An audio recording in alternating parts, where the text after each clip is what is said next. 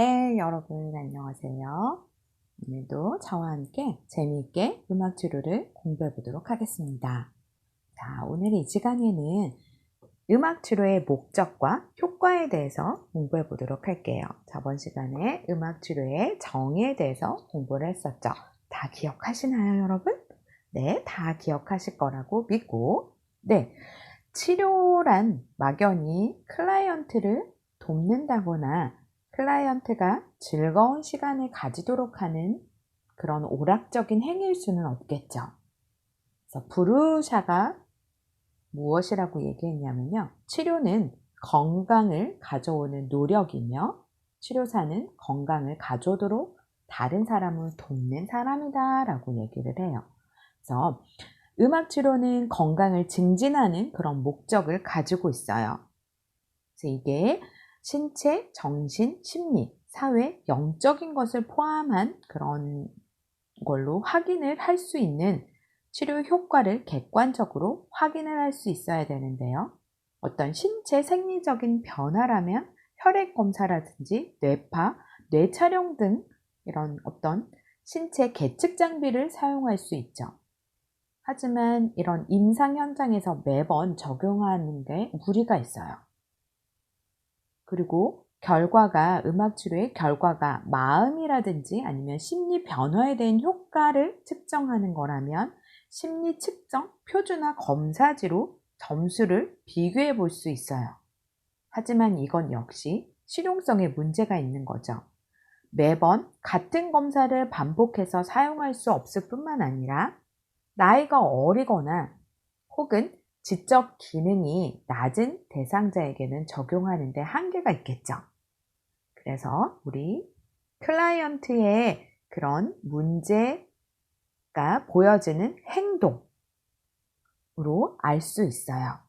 임상 현장에서 가장 널리 채택하는 음악 치료의 효과는 관찰을 통한 행동의 변화로 판단할 수가 있어요. 그래서 어떤 자긍심이라든지 부정적인 그런 개인의 내면적인 상태까지도 개인이 보여주는 행동으로 표현할 수 있겠죠. 확인할 수 있겠죠. 말이나 표현, 자세, 움직임, 그런 행동을 관찰함으로써 결과를 평가할 수 있게 돼요. 그리고 음악 치료는 예술적 과정이에요.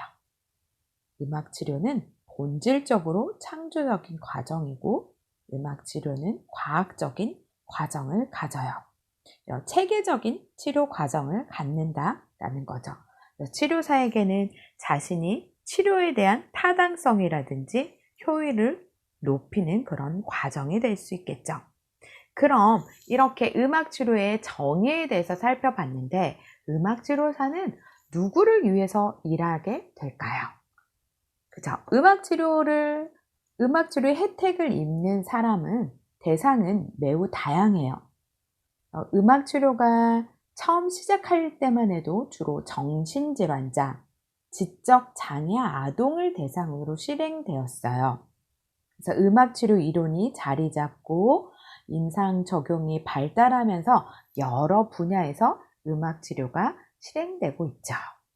네, 이제는 음악 치료요, 일반 병원에서도 사용해요. 수술 환자나 화상 환자, 종말기 환자, 그리고 통증 환자를 위해 또는 스트레스 조절이 필요한 그런 사람을 위해 실행되고 있어요. 그리고 일반인을 위해서도 실행돼요. 비행 청소년 행동 수정 프로그램, 그리고 가족 치료의 영역에서도 음악 치료는 좋은 반응을 얻고 있어요. 음악 치료를 받기 위해서 치료 대상자가 음악적인 배경을 갖추고 있어야 할까요? 아니면 어떤 특정 음악을 좋아해야 할까요? 어떨 것 같아요, 여러분? 맞아요. 어떤 음악적인 배경이라든지 어떤 특정 음악을 좋아해야 할 필요는 없어요. 누구나 정도의 차이는 있지만 사람은 기본적으로 음악에 반응해요. 그리고 음악은 장소나 참여하는 그런 사람의 수에 맞추어 사람들을 쉽게 적응시킬 수 있는 특성을 가지고 있어요. 특히 음악이 일반에 널리 보급되어 있기 때문에 누구라도 음악을 통해서 쉽게 치료의 실마리를 풀 수 있게 해주죠. 네. 치유 목회자를 위한 그런 음악 치료사들도 있어요. 그래서 2014년 미국 음악치료협회의 통계를 보면요. 제일 많은 영역에서 활동하는 음악치료사는 발달장애 영역이었어요. 그 다음으로는 정신과, 그리고 노인, 알츠하이머 치매로 보고되고 있어요. 그럼 이런 음악치료사는요, 어디서 일하게 될까요? 음악치료가 전문 영역으로 자리 잡기 시작한 1950년대 미국에서는요, 대부분 치료사가 정신질환자 병동에서 일했어요. 그래서 1970년대 국가의 장애인 정책과 더불어 장애인 치료와 교육에서 음악치료의 가치를 인정받았어요.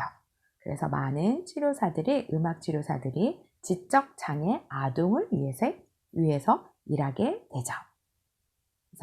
그리고 1991년에는요, 음악과 노화라는 그 미의회 청문회에서 음악과 노화의 그런 계기로 노인 질환자를 위한 음악 치료 분야가 증가를 보이고 있어요. 그래서 음악 치료사가 주된 대상이 되는 정신질환자이므로 정신병동에서 많이 근무를 하고 있어요. 그래서 미국은요, 25명의 환자가 있는 그런 주립병원의 경우에는 대개 2명의 의사, 1명의 심리학자, 2명의 사회사업가, 그리고 몇 명의 음악치료사가 환자의 진료를 맡고 있을까요, 여러분?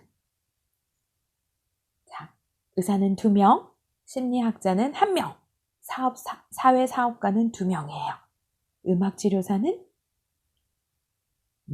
딩동댕, 맞아요. 2명의 음악치료사가 환자의 진료를 맡고 있어요. 그 다음 이제 음악치료사가 많이 일하는 곳은 재활원, 발달장애인이 있는 재활원, 학교, 노인 질환자를 포함한 양로원, 그리고 감호소, 그리고 개인적으로 치료실을 내어 임상을 하는 사람도 있어요. 네, 이렇게 음악치료사들은 다양한 분야에서 일을 하고 있답니다. 그럼 이렇게 음악치료사가 되기로 결심을 했어요. 여러분 결심했나요? 음악치료가 이런 거야 라고 정의를 듣고 나는 음악치료를 해야겠어. 음악치료사가 이런 곳에서 일할 수 있대. 나도 그런 곳에서 일하고 싶어. 라고 결심한 사람이 있나요? 그럼 그런 사람이 있다면 자신의 역할이 도와주는 사람인 것을 잊어서는 안 돼요. 자칫 클라이언트에게 인정받고 싶어서 자신의 기분을 만족시키려 하는 경우 오히려 도움을 필요로 하는 그런 사람이 아니라 도움을 기대하는 사람이 되어버릴 수 있어요.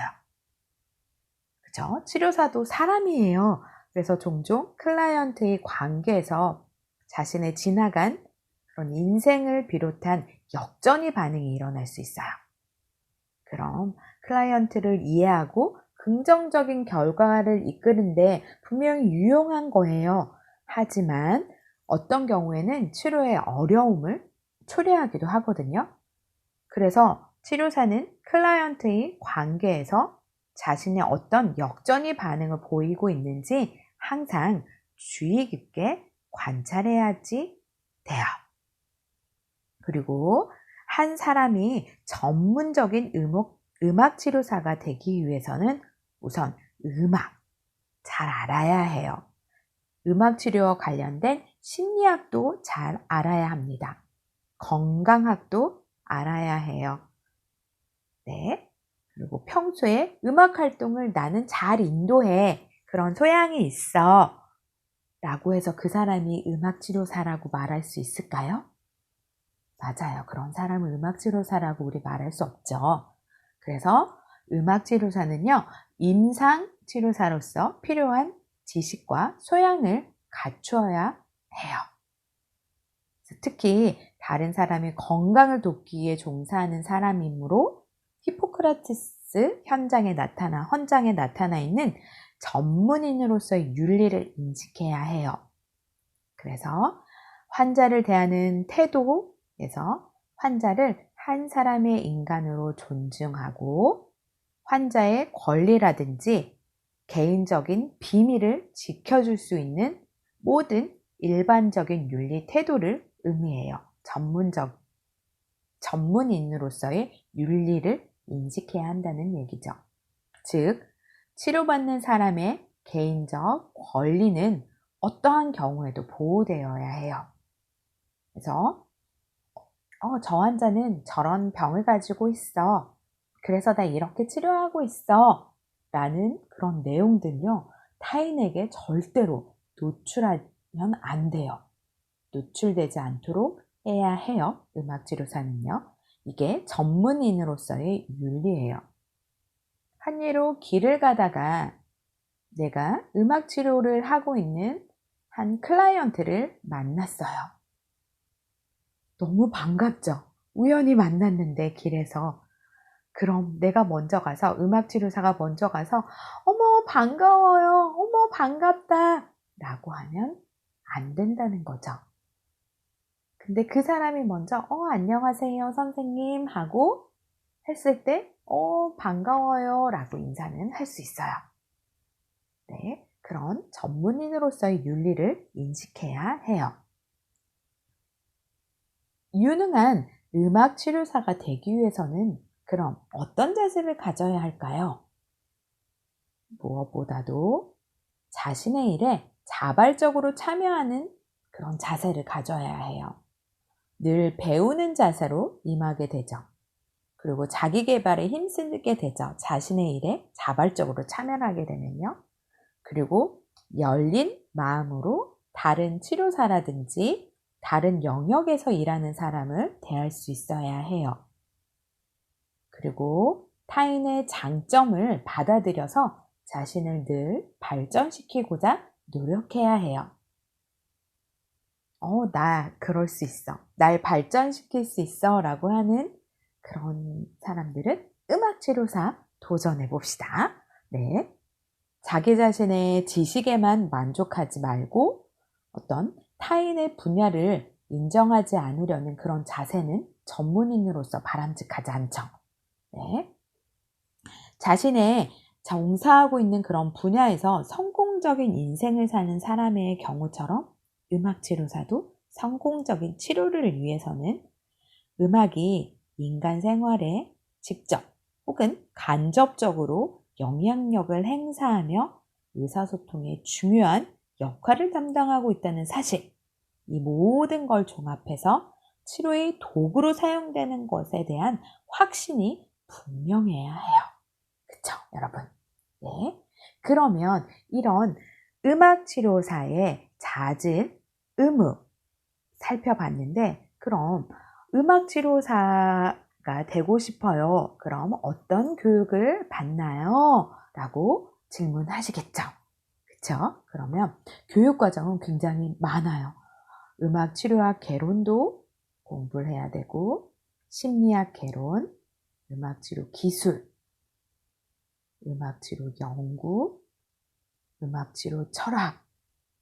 나 포기할래. 아니요, 포기하지 마세요. 음악치료를 공부하는 그런 시간은 굉장히 어려워요. 하지만 임상에 나와서 음악치료를 하는 시간은 너무 값진 그런 시간이랍니다, 여러분. 네, 음악과 인간 행동, 이상심리학, 특수아동 심리학, 그리고 즉흥 연주 기법, 음악적인 기술도 있어야 되니, 그리고 음악치료 실습, 음악치료 인턴, 그리고 음악치료 논문까지도 써야지 해요. 이런 모든 과정을 다 가지면 음악치료사가 될 수 있어요. 네, 이런 과정을 다 가지고 그리고 자격 시험을 봐야지 돼요. 시험에 합격하면 음악치료사 자격을 얻을 수 있어요. 음악치료에서 치료사의 역할은요, 그 대상자와 긍정적인 관계를 형성하고 지속적으로 연결되는 치료 과정을 통해서 치료적인 목적을 달성하는 거죠. 네, 그러기 위해서는 적절한 교육이라든지 훈련이 반드시 따라오게 되어 있어요. 그래서 네, 한국음악치료학회에서는요, 자격 시험을 실시하는데 그 시험에 통과하면 임상 음악 전문가의 자격증을 받게 돼요. 미국에서는 음악치료 공인위원회에서 주관하는 공인음악치료사 시험을 통과하면 네, 자격증을 가지고 음악치료사로 활동할 수 있어요. 한국음악치료학회에서는요, 이런 자격 요건과 그리고 이수해야 하는 학점, 그리고 임상 수련 시간을 다르게 규정하고 있어요. 자격증이 1급, 2급, 준 2급으로 구분되어 있거든요. 그래서 자격 시험이 1년에 2번 실시가 되고요. 그리고 시험에서는 기초 교과목이라든지 전공 교과목의 지식을 검증할 수 있는 100개의 문항의 필기 시험을 보게 되고 실기 시험도 봐요. 기타 시험과 피아노 연주할 수 있는 그런 시험을 보죠. 그래서 이 모든 시험에서 합격 점수는 70점 이상이 되어야 해요. 그래서 취득을 하면 임상 음악 전문가 자격증을 받을 수 있어요. 그리고 받고 나서도요, 매 5년마다 갱신해야 해요. 갱신하면 5년간 300점 이상의 보수 교육을 받아야 해요. 내가 300점 이상 5년 동안 받지 못했다 그러면 다시 자격 시험을 통해서 자격증을 재취득해야 해요. 네, 이렇게 어려운 과정이 있어야 음악 치료사가 환자를 돌볼 수 있는 그런 훈련이 필요하기 때문에 반드시 우리는 음악 치료사의 자격을 관리해야 하겠죠. 그리고 또 한국의 전국음악치료사협회는요, 2010년도부터 자격시험 제도를 실시해 왔어요. 그래서 시험에 합격하면 음악중재 전문가의 자격증을 받아요. 그래서 여기서도요, 학사 학위를 취득을 하고 1000시간 이상의 임상 수련 과정을 이수해야 시험을 볼 수 있는 자격이 부여가 돼요. 이 시험도 1년에 2번 있어요. 그리고 500시간의 이론 강의와 1000시간의 임상 실습을 자격 시험의 전제 조건으로 제시하고 있어요. 시험 과목에는요, 음악 중재 이론, 음악 중재 기술, 음악 중재 윤리, 음악 중재 이론 및 음악 중재 기술 각각 50문항씩, 그리고 음악 중재 윤리 25문항이 출제돼요. 그래서 이 자격증도 매 5년마다 갱신해야 하는데 협회에서 자격을 유지하고 80시간 내 보수 교육 학점을 이수해야 해요. 그래야지 음악 치료사의 자격이 유지가 된답니다, 여러분. 어때요? 열심히 공부를 해서 나 음악 치료사 자격증까지도 취득해볼래 하는 마음이 들지 않나요, 여러분? 음악에 주는 힘을 느꼈으면 반드시 이런 생각을 하게 될 거랍니다, 여러분. 네. 이렇게 음악 치료는 음악적 경험을 통해서 클라이언트의 문제 행동이라든지 상태를 개선하는 게 음악 치료예요. 그쵸? 그리고 그런 치료에 가는 그런 과정을 음악 치료라고 하죠. 그래서 음악 치료를 받는 대상자는요, 정신질환, 발달장애, 노인질환에 이르기까지 굉장히 치료 영역이 폭넓어서 있어요. 그쵸? 그리고 대상자의 연령층도 어때요? 어린아이부터 노인에 이르기까지 다양해요. 네. 그리고 음악 치료는요, 다양하게 이렇게 실시되기 때문에 여러 인접 학문의 지원을 받아요. 음악 치료사의 훈련도 이런 교육 과정과 훈련 내용으로 짜여져 있겠죠. 그래서 현재 가장 많이 주로 활동하고 있는 곳이 정신병동이에요. 그 다음은 발달장애인을 위한 재활센터, 그리고 노인센터에서 음악치료사는 일하고 있답니다. 네. 그리고 병원에서 발달된 이런 음악치료는 이제 우리 지역사회에 깊숙이 보급되어서 새로운 치료 영역으로 확장되고 있어요. 자, 계속해서 이렇게 음악치료의 정의를 살펴봤는데요. 음악치료의 역사가 어떻게 되는지 계속해서 조금 배워보도록 하겠습니다. 네, 여러분 계속 이어서 좋은 음악치료사의 자질이라는 그런 항목이 있더라고요. 같이 한번 내가 정말 좋은 음악치료사의 자질을 가지고 있는지 함께 살펴보면 너무 좋을 것 같아서 네, 제가 가지고 왔어요. 여러분들한테 소개해 드리려고 합니다. 좋은 음악치료사의 자질. 첫 번째는요. 음악치료사는 환자에게 영향을 미치는 음악의 종류에 대한 지식을 가져야 하며 또한 그것을 이해해야 한다라고 해요. 여러분들은 음악의 종류 많이 알고 계신가요? 네, 그러면 음악치료사 되어보도록 해요. 두 번째, 음악치료사는 자신을 음악적으로 표현할 수 있어야 한대요. 어때요, 여러분? 오늘 집에 가서 당장 나를 음악적으로 표현해보고 싶은 그런 마음이 생기나요?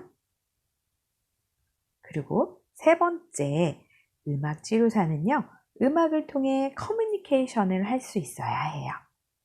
네, 어떤 음악을 듣고 같이 커뮤니케이션 할 수 있는 건 굉장히 매력적인 음악의 힘이죠. 네 번째, 좋은 음악 치료사는요, 자신의 장점, 약점, 그리고 능력에 대해 잘 알고 있어야 한대요. 어때요, 여러분은? 나의 장점, 나의 단점, 그리고 나의 능력에 대해서 다 알고 계시나요? 다섯 번째, 살펴볼까요? 음악치료사는 다른 사람을 포용하고 의견을 받아들일 수 있어야 한대요. 네, 여러분? 난 다른 사람을 굉장히 잘 이해하는 것 같아. 네, 그럼 좋은 음악치료사가 될 수 있어요. 그리고 여섯 번째 볼까요? 음악치료사는 다른 사람을 잘 이해할 수 있어야 해요. 다른 사람을 이해하고 포용하고 의견을 받아들일 수 있는 그런 사람은 굉장히 마음이 넓은 사람인가요? 열린 마음을 가지고 있는 그런 사람은 좋은 음악치료사라요. 일곱 번째, 음악치료사는요, 사람과 환경을 관찰하여 신속히 대처할 수 있는 능력이 있어야 한대요. 어때요, 여러분? 즉흥적으로 무언가를 할 수 있는, 신속히 대처할 수 있는 능력 가지고 계시죠? 여덟 번째 볼까요? 음악치료사는 편견이나 선입감 없이 사람과 환경을 평가할 수 있어야 해요. 미리, 이건 이럴 거야. 아, 이랬으니 이건 이럴 거지. 라는 그런 편견. 그리고, 아, 내가 이거 할 때 아팠으니, 다시 또 이걸 하면 또 아프지 않을까? 그런 선입감. 그런 거 하지 말고, 저 사람은 저런 옷을 입어서 아마 이렇게 행동할 거야. 라는 그런 편견 없이 환경을 평가할 수 있어야 한대요. 그리고 9번째 볼까요? 음악치료사는 부드럽고 감성적이며 끈기 있는 성격을 가져야 한대요. 네, 제 목소리 어때요? 굉장히 부드럽죠? 네, 감성적이죠? 맞아요. 네, 제 얼굴을 보고 목소리랑 매치시키지 못하는 사람들이 조금 있어요. 네, 10번째 볼까요? 음악치료사는 다른 사람에게 미치는 자신의 영향력을 느끼고 살필 수 있는 그런 사람이어야 해요. 그렇겠죠, 여러분? 그리고 11번째, 음악치료사는 전체를 볼 수 있어야 되며 창조적이고 상상력이 풍부해야 해요. 12번째, 음악치료사는 유머 감각이 있어야 해요. 네, 저도 유머 감각이 굉장히 있어요. 그런데 이렇게 녹화할 때는요, 되게 떨리고 정직하게 해주는 것 같아요. 유머 감각이 있는 사람이에요. 13번째, 음악치료사는 자신을 개인적으로 또한 사회적으로 꾸준히 성장시키고자 하는 의욕이 있어야 해요. 여러분, 13개 중에 몇 개나 해당됐을까요? 네, 제가 제일 처음 치료사로 활동할 때 저는 2개, 3개 이렇게밖에 없었어요. 그런데 계속 하다 보니 13개에 맞춰주고 있답니다. 여러분, 좋은 음악치료사의 자질을 가지고 있지 않아도 충분히 음악치료사 할 수 있어요. 네, 여러분, 다음 시간에 계속해서 음악치료의 역사적인 배경에 대해서 공부해 보도록 하겠습니다. 네, 다음 시간에 다시 만나요. 바이바이.